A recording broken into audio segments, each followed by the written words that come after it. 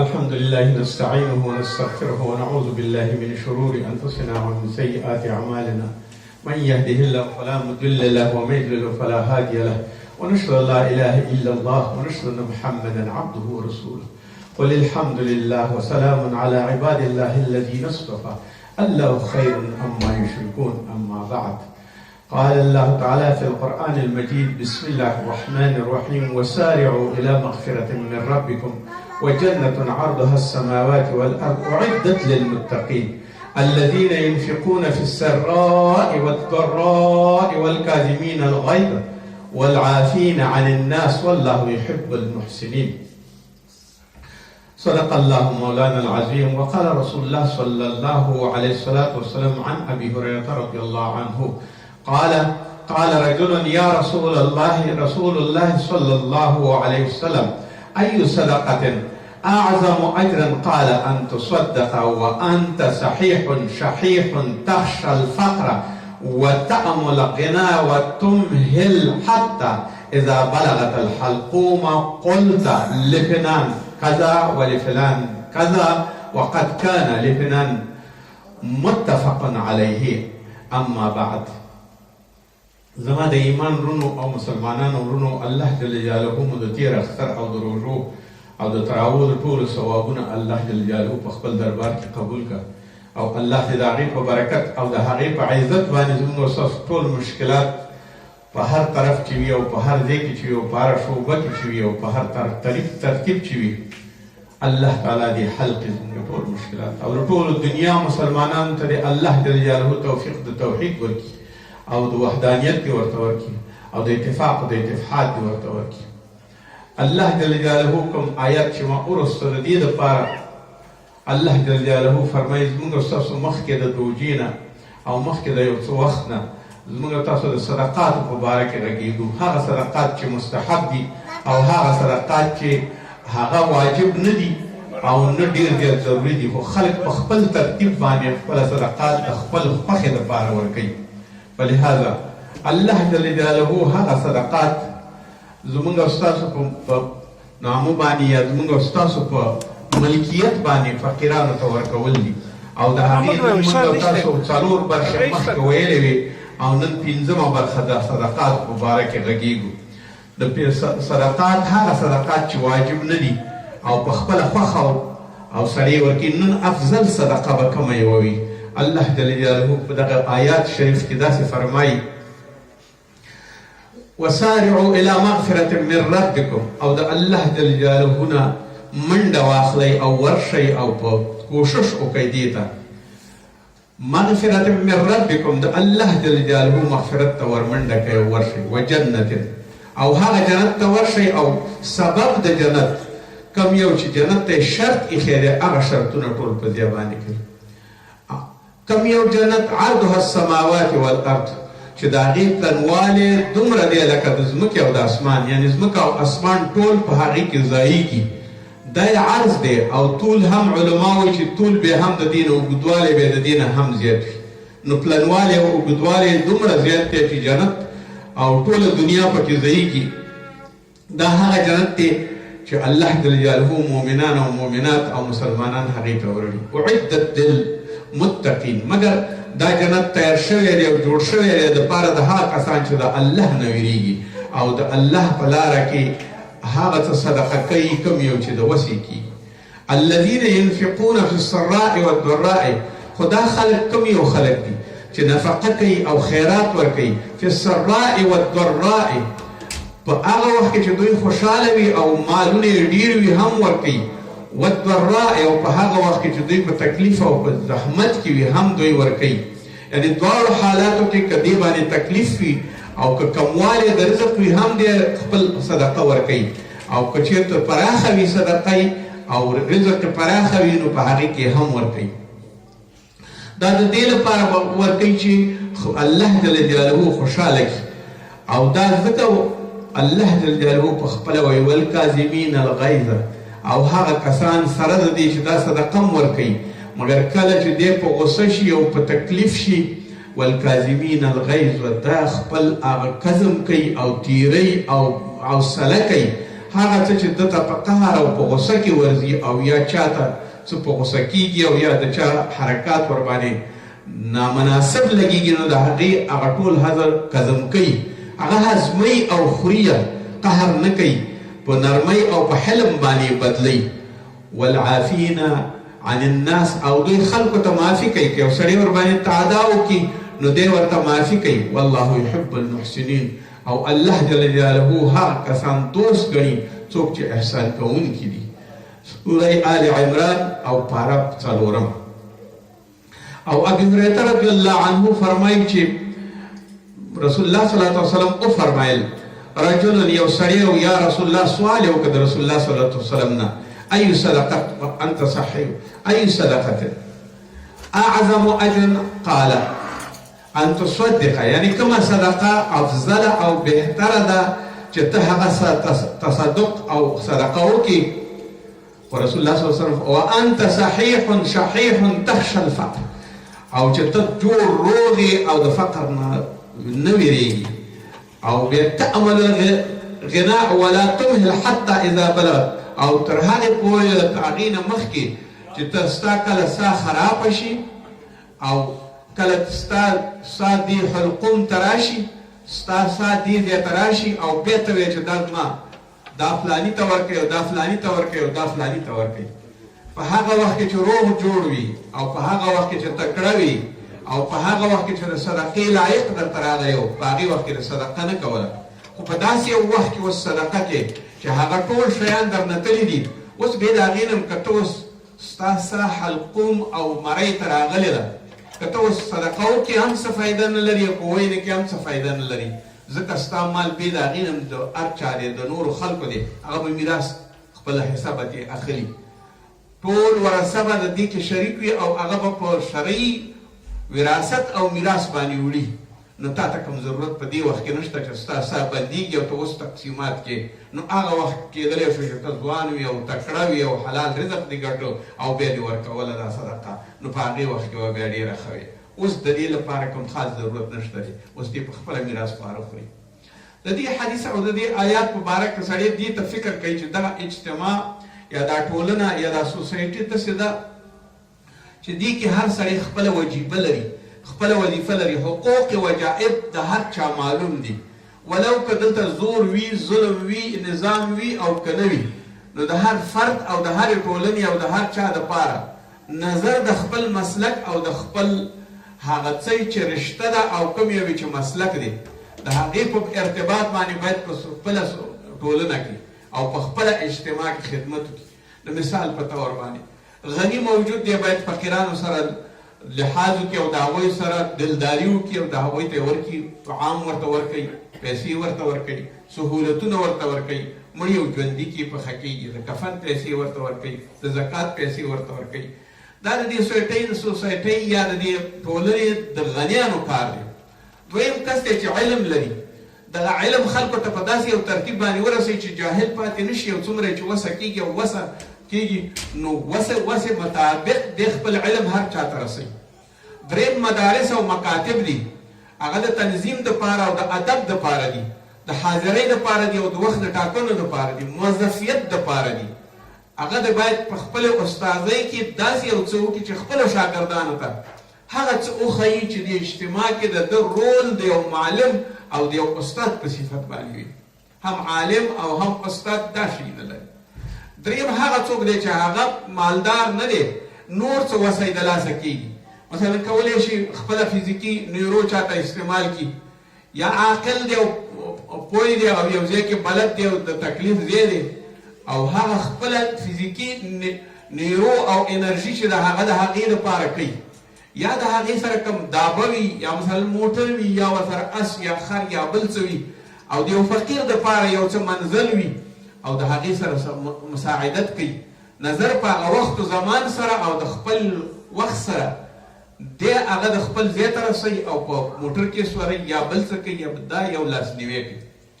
دریم هغه کسان دي چې په دې اجتماع کې مجرمان موجود دي، مجرم دی او غل دی او بدکاره دی او فاحش سړی دی او یا هغه کارونه کوي چې هغه د دې سوسایټۍ او د ټولنې لپاره مضر شیان دي. د هغه موزراتو دپاره د دې سړي سره څه کول پکار دي. که چېرته دې پادشاه وي نو د سره مطروقه او د سره چوکه موجوده ده، د سره دوره موجوده ده، قاضي موجود دی، نظام موجود دی، د فحشا نه باید مجرم وساتي او خپله سزا وګوري. کتاب الله چې څه وایي په هغې باندې، قانون چې څه وایي په هغې باندې هر جرم، هر جنحه، هر حقوقي معامله او هر جزایي معامله، هر جنحه او جنایت، هر تعذیر باید وارسی کړي. دا د حکومت او د قاضي او د پادشاه کار دی. همداسې که موږ او تاسو وګورو چې د خپل یو کور یو مشر دی او د هغې په کور کې فحشا ده او زیاتې دی او کمې دی او د خپلو بچو ته حتی قرآن هم نشي ویلی او همیش دپاره دې کور کې لګی لهو لعب کوي. د دې د لهو لعب تاثیر په هغه کچا باندې غورځېږي چې د ده نه کشران دي او د ده اولاد دی یا دې کور ته حرام راوړي. یو خدا چې حرام یې راوړه د دې اولاد غوښه یې د دوزخ وړ وګرځېدله، او بل دا ده چې دې په کوم لهو لعب کې دی او خپله کورنۍ ژوند کوي. دغه ټول د دې کور شاګردان او دا ټول د دې نه عکس اخلي. د مثال په طور باندې یو سړی راځي ټوله ورځ نه د مانځه پروا کوي، نه د قرآن پروا کوي، نه د مکتب پروا کوي، نه د مسلک پروا کوي، نه د فزیک او د کیمیا پروا کوي، د هیڅ شي پروا نه کوي، نه د دې پروا کوي چې زوی جومات ته تللی قرآن یې ویلی نه دی ویلی، هیڅ شی نه دی ویلی. سبا هماغه سړی همدغه فصل یې چې رالوی کړ، همدغه اغزي چې وکرل او همدغه نااهله خلک یې چې لوی کړه، همدغه جاهلان یې چې لوی کړه، د همدې جاهلانو دپاره هم د کورنۍ دپاره دردسر شو او هم د اجتماع دپاره دردسر شو. یا مجرم شو، یا پټول کوي، یا قتل کوي، یا کوم بل جنایت جنحه او جنایت کوي او یا ټوله ورځ لګیا وي د خلکو غیبتونه کوي. دې سره مفکوره نشته، دا یو بې مفکورې سړی دی. دا داسې معنا لري چې دا یو زناور دی. د یو زناور سره چې څه یې خوښه شي هغه کوي، خپل شعوري حرکتونه کوي. دا چا کړي؟ دا د دې کورنۍ د یو استاذ کړي. او که دا د کورنۍ استاذ او پلار په دې باندې پوه شي، ایا تا د خپل زوی نه پوښتنه کړې چې نن سکول ته تللی که نه دی تللی؟ تا ته یې پوښتنه کړې نن جومات ته تللی او که نه دی تللی؟ تا ته یې پوښتنه کړې تا قرآن لوستی دی او که نه؟ ته په خپلو درسونو کې راوړه نمرې دې څو وړي دي؟ نو که دا تپوس وي او دا پوښتنه وي او دا مواظبت وي، ستا زوی په خپله باندې اهل وځي او د دنیا کې د اهل نه، اهل زوی نه او د اهل اولاد نه بهترین نعمت بل نشته. د کور ښځه او سړی چې اهل وي او د هغې بچي اهل راځي، نو رسول الله صلی الله علیه وسلم نه چا پوښتنه وکړه د یوسف علیه السلام په برخه کې، نو هغې ورته ویل کریم ابن کریم ابن کریم. د کریم زوی به یو، د کریم اولاد به یو، د کریم په کور کې به پیدا شوی وي او د الله تعالی بندګي به کوي، قرآن به لولي او درسونه به لولي. تاسو وګورئ باوجود د دې نه د مصر په ازهر پوهنتون کې یا د سعودي په پوهنتون کې یا د افغانستان په شریعتو او یا د نورو پوهنځیو کې قرآن او فقه هم تدریس کیږي ورته، یعنی دیني شکل یې هم رسیږي ورته. یو سړی په خپله باندې ډاکټر وي او په فقه او په ټولو شیانو فقه العبادات باندې پوهېږي او په نورو شیانو باندې په احادیثو باندې هم پوهېږي. یو سړی ورځي طبیب وي یا فردن یا انجینر وي، هغه په دې باندې پوهېږي او په هغه څه باندې پوهېږي چې الله جل جلاله څه ویلي. دا د هغه د اهلیت نصیب دي. اول د کور هغه مرکز او سنټر دی چې اول دلته تربیه کېږي، اوله مدرسه، اول پوهنتون، اول مکتب د کور دی.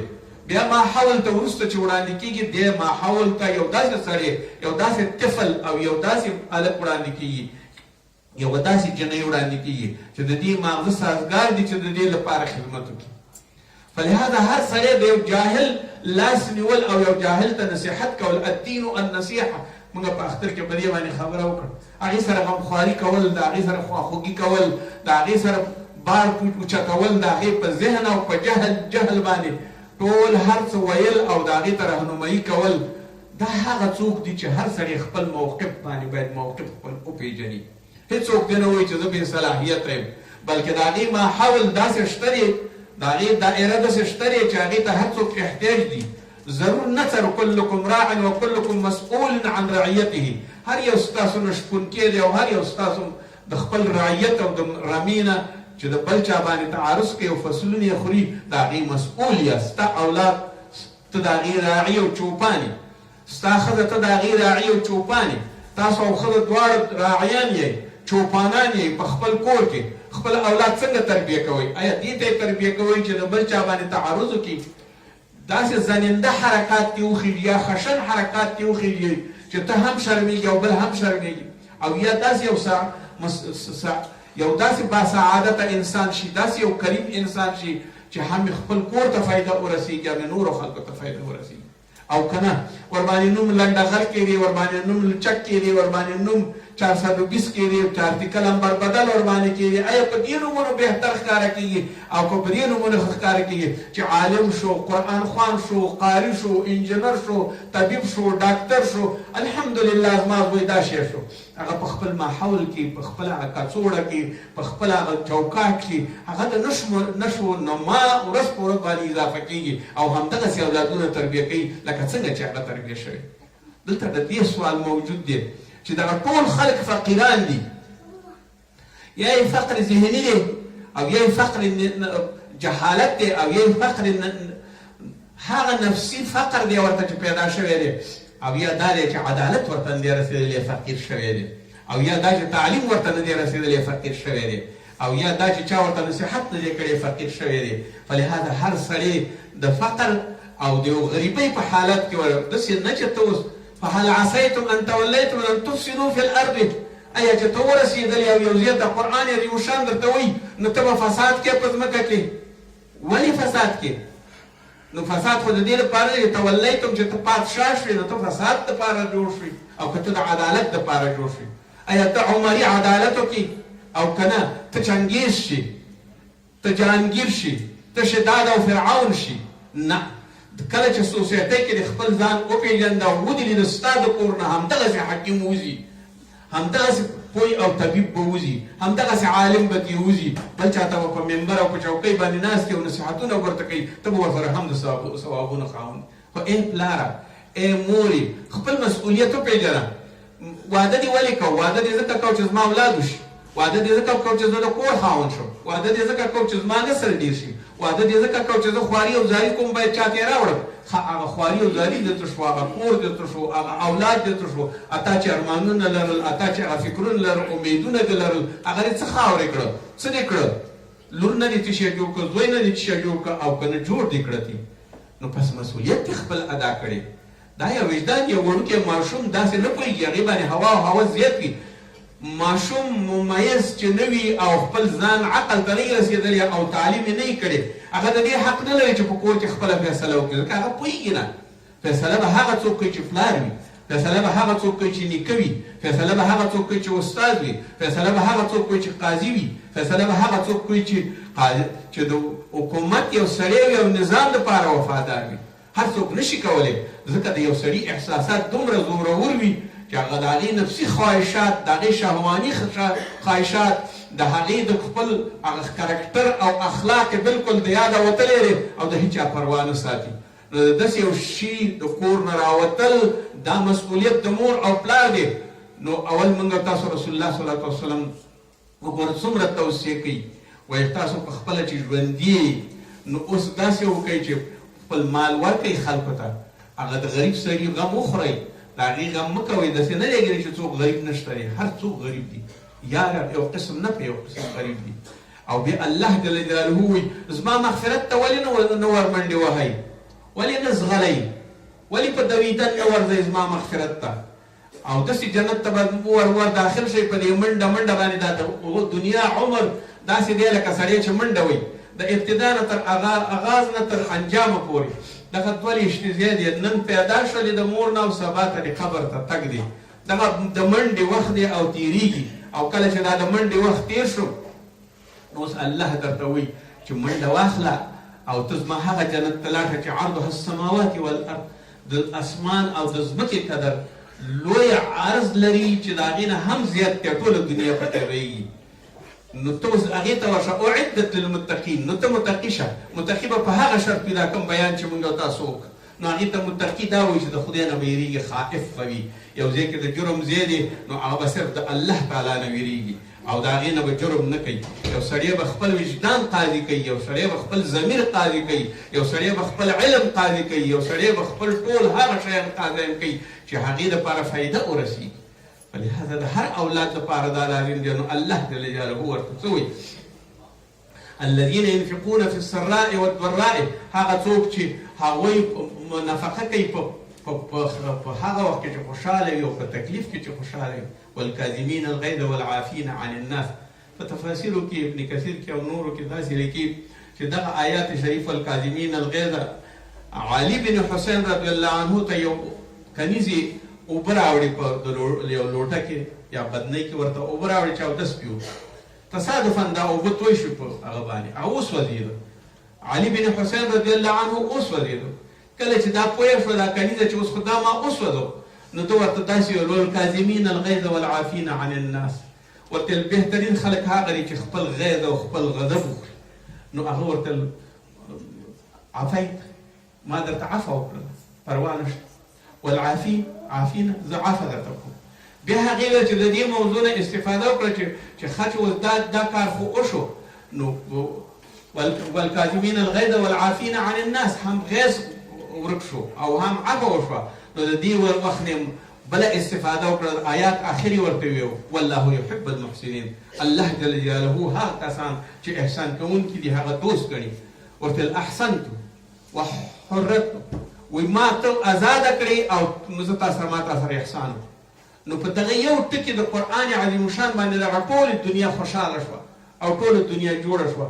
که موږ تاسو حوصله وکړو د الله جل جلاله په لاره کې کوشش وکړو نو الله به موږ تاسو ته د ټولې دنیا اجرونه راکړي او یو ښه ژوند به لرو په هر وخت کې به یې لرو. ابي ذر رضی الله عنه فرمایي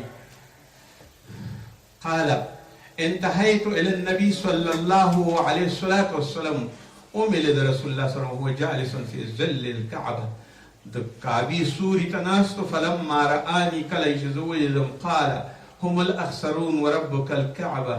وایي ټول خلک هغه دي په خسران او په تاوان کې دي په رب د کعبې مې د قسم وي. فقلت فداك يا ابي وامي زما مور او پلار درنه جان شه یا رسول الله صلی الله علیه وسلم.